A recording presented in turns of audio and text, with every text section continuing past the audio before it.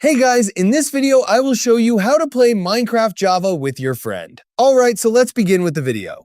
First of all, once you are in Minecraft Java Edition, go ahead and click on Single Player. After that, click on Create New World and create a world with your preferred settings.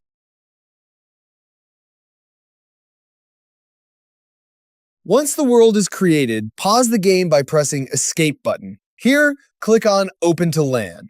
After that, choose the game mode you want your friends to have and decide whether to allow commands. After that, make sure to turn on the LAN. Then click on Apply Changes button. Minecraft will generate a port number automatically. Now, if your friend is connected to the same Wi-Fi network as you, they can join using your local IP address and the generated port number.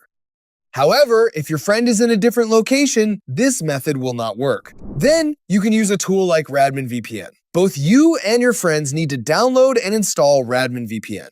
Once installed, the person hosting the world should click on Create Network, enter any network name and password, and create the network. Once everyone joins the same network, it will be like all of you are connected to the same local network. Now, the host needs to copy the IP address shown in Radmin VPN and send it to the other players. After that, your friends should open Minecraft, go to Multiplayer, and select Direct Connection.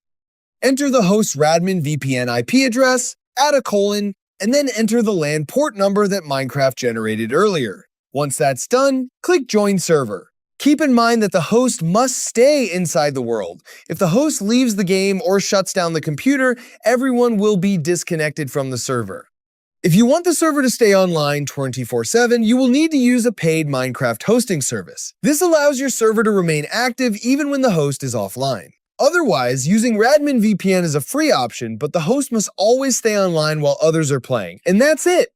So that's basically how you can play Minecraft Java with your friend. So that's all for this video. See you in the next one. Thanks.